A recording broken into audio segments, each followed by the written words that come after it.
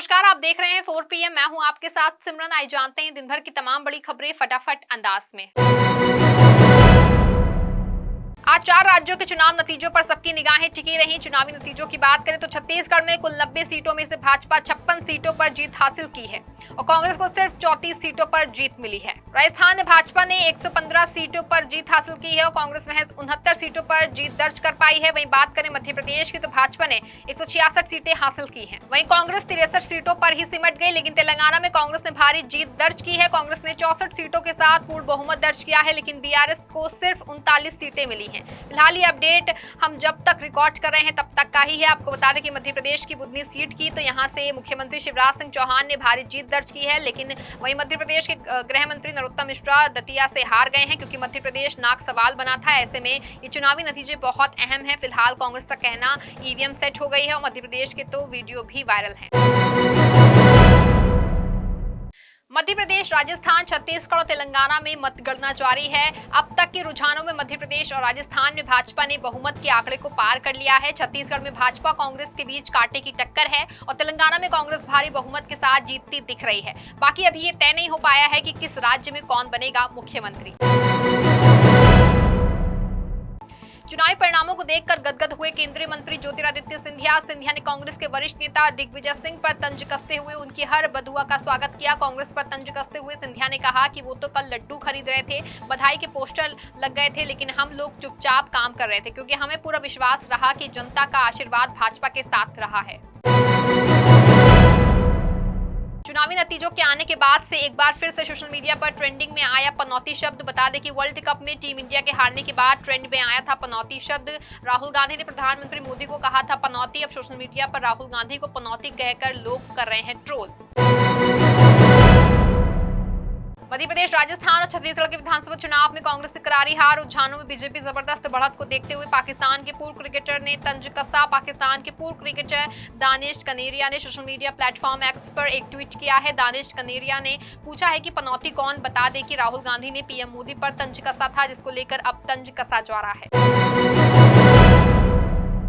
चुनावी नतीजों के आने के बाद कांग्रेस अध्यक्ष मल्लिकार्जुन खड़गे ने सभी 28 दलों के नेताओं को दिल्ली बुलाया। 5 राज्यों के चुनाव नतीजों पर चर्चा होगी। बता दें कि विपक्षी गठबंधन इंडिया की चौथी बैठक 6 दिसंबर को दिल्ली में होगी। इससे पहले इंडिया अलायंस की पिछली और तीसरी बैठक हुई मुंबई में 31 दिसंबर 1 सितंबर को हुई थी। मीटिंग में अलायंस ने 5 कमेटियों का गठन किया था। इसमें campaign committee, strategy committee, media, social media और रिसर्च कमेटी शामिल है। इस बैठक में 28 विपक्षी दलों ने 5 राज्यों में हो चुके चुनाव की रणनीति तैयार की थी।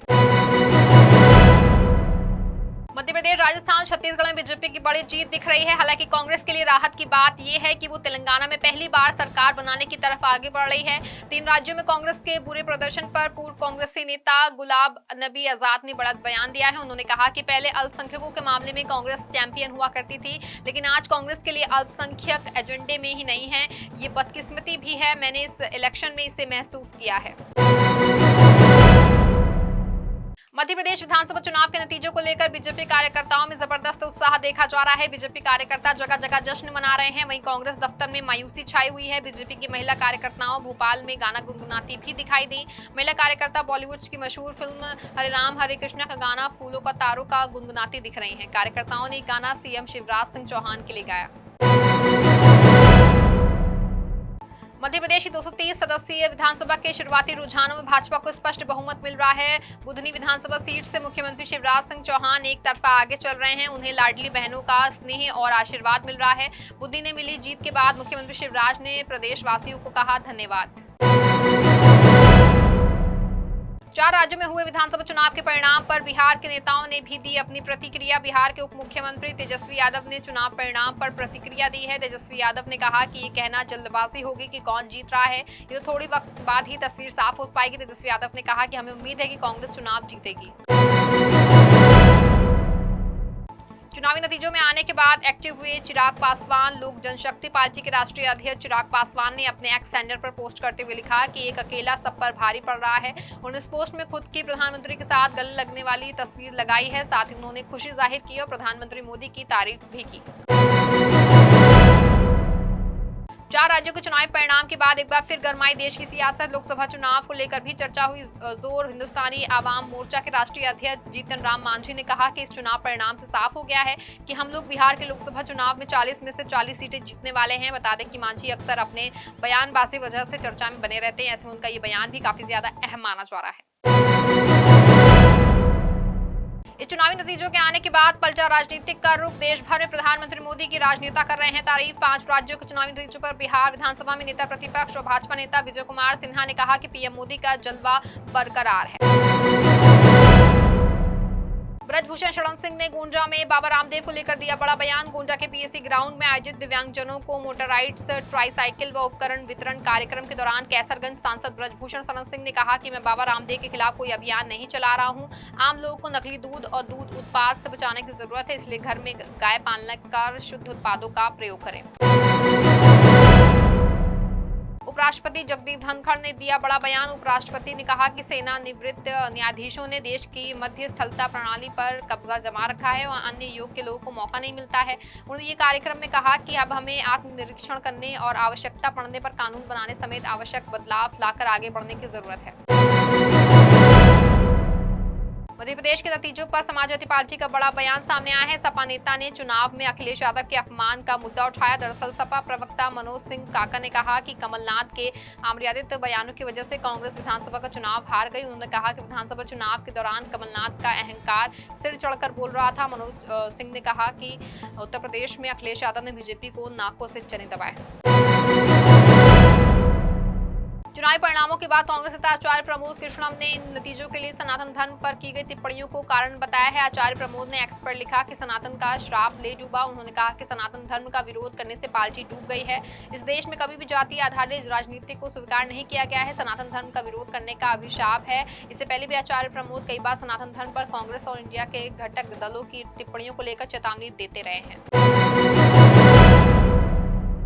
4 राज्यों में चुनावी परिणाम आने के बाद भाजपा और कांग्रेस दोनों पार्टियों में खुशी की लहर है। इससे गदगद बीजेपी नेताओं की प्रतिक्रिया भी सामने आ रही है। बीजेपी नेताओं ने 2024 लोकसभा चुनाव से पहले इसे बड़ी जीत करार दिया है। यूपी के डिप्टी सीएम केशव प्रसाद मौर्य ने कहा कि रुझानों के मुताबिक छत्तीसगढ़, मध्य प्रदेश और राजस्थान में बीजेपी आगे चल रही है। कांग्रेस का सफाया हो गया है। हमें गर्व है कि हमने सेमीफाइनल 2024 लोकसभा चुनाव से पहले जीत लिया है। केशव मौर्य ने इस नतीजों का श्रेय पीएम मोदी के नेतृत्व को दिया है। उन्होंने कहा कि इन चुनावों में पीएम मोदी के नेतृत्व और हमारी पार्टी की विचारधारा को समर्थन मिला है। जम्मू कश्मीर के किरू हाइड्रो पावर प्रोजेक्ट में कथित भ्रष्टाचार के मामले में सीबीआई 4 शहरों में 6 जगहों पर तलाशी अभियान चला रही है। जम्मू कश्मीर के पूर्व राज्यपाल सत्यपाल मलिक ने अपने कार्यकाल के दौरान आरोप लगाया कि उन्हें किश्तवाड़ में हाइड्रो पावर प्रोजेक्ट से संबंधित 2 फाइलों को मंजूरी देने के लिए 300 करोड़ रुपए की रिश्वत की पेशकश की गई थी। सीएम नीतीश कुमार की पार्टी को एमपी में झटका। 9 में से 4 सीट पर 100 वोट भी नहीं ला पाई जदयू। सीएम नीतीश कुमार की पार्टी जदयू से 10 सीट पर अपने उम्मीदवार घोषित किए थे। इनमें से 9 सीटों पर जदयू के प्रत्याशियों ने अपनी किस्मत आजमाई। कई सभाओं में सीएम नीतीश कुमार प्रधानमंत्री के रूप में देखते हुए नारे भी लगाए गए, लेकिन ऐसा लगता है कि विधानसभा चुनाव में मुख्यमंत्री नीतीश कुमार की पार्टी जनता दल यूनाइटेड की किस्मत ठीक नहीं। 4 राज्यों के चुनावी नतीजों के आने के बाद उत्तर प्रदेश के मुख्यमंत्री योगी आदित्यनाथ ने ट्विटर पर बधाई दी है। उन्होंने लिखा कि आदरणीय प्रधानमंत्री श्री नरेंद्र मोदी जी के नेतृत्व एवं मार्गदर्शन में 4 राज्यों के चुनाव परिणामों में 3 राज्यों में बीजेपी की भारी बहुमत से हैट्रिक लगना मोदी की गारंटी पर जनता के विश्वास की गारंटी है। भारतीय जनता पार्टी के समर्पित कार्यकर्ताओं व सम्मानित मतदाताओं को हार्दिक बधाई व शुभकामनाएं। 4 राज्यों के चुनावी परिणाम के बाद भाजपा नेता सीटी रवि ने राहुल गांधी को कांग्रेस के लिए पनौती बताया है। उन्होंने सोशल मीडिया पर किए गए अपने पोस्ट पर कांग्रेस और राहुल गांधी को टैग किया है। भाजपा नेता सीटी रवि ने सोशल मीडिया प्लेटफॉर्म एक्स पर पोस्ट करते हुए पूछा, सबसे बड़ा पनौती कौन, कोई आइडिया। अपने इस पोस्ट में उन्होंने राहुल गांधी और कांग्रेस पार्टी को टैग किया है। मतगणना के बीच अजित पवार ने इंडिया गठबंधन पर निशाना साधा है। उन्होंने कहा कि उन्हें आश्चर्य नहीं होगा अगर कुछ लोग हाय तौबा मचाते हैं और विधानसभा चुनाव के नतीजों के लिए ईवीएम को जिम्मेदार ठहराते हैं। बता दें कि उनका ये बयान तब आया है जब 4 राज्यों के विधानसभा चुनावों के लिए मतगणना जारी है। विधानसभा चुनाव के रुझान आने पर पूर्व मुख्यमंत्री बीएस येदियुरप्पा ने बड़ा दावा किया है। येदियुरप्पा ने आज दावा किया है कि भाजपा अगले साल होने वाले लोकसभा चुनाव में कर्नाटक की सभी 28 सीटों पर जीत दर्ज करेगी। इसके साथ ही येदियुरप्पा ने मध्य प्रदेश, छत्तीसगढ़ और राजस्थान विधानसभा चुनाव में जीत के लिए प्रधानमंत्री नरेंद्र मोदी, केंद्रीय गृह मंत्री अमित शाह और भाजपा अध्यक्ष जेपी नड्डा को बधाई दी है। चुनावी नतीजे आने पर भाजपा महासचिव दुष्यंत गौतम ने कहा कि विधानसभा चुनाव में भाजपा को अभूतपूर्व सफलता मिल रही है। इस सफलता का सबसे बड़ा कारण उनके राष्ट्रीय नेतृत्व का जनता की सेवा को समर्पित करने की सोच और प्रधानमंत्री मोदी का करिश्माई व्यक्तित्व है। बता दें कि इसके साथ ही उन्होंने राहुल गांधी को घेरते हुए कहा कि गांधी परिवार सबसे बड़ा पनौती है। चुनावी नतीजों के आने के बाद इंडिया गठबंधन में शामिल राष्ट्रीय लोकदल की ओर से सभी प्रतिक्रिया सामने आई है। राष्ट्रीय लोकदल के नेता रोहित अग्रवाल का कहना है कि इंडिया गठबंधन को अपना दिल बड़ा करने की जरूरत है और ये समझना है कि हमें आपस में लड़ना है या फिर जन विरोधी ताकत से लड़ना है। बता दें कि एमपी में सपा और कांग्रेस के बीच सीट शेयरिंग पर हुए आपसी मतभेद को लेकर के उन्होंने कही ये बात। फिलहाल इस बुलेटिन में बस इतना ही। ऐसी बड़ी तमाम खबरों से जुड़े रहने के लिए आप देखते रहें 4PM। धन्यवाद।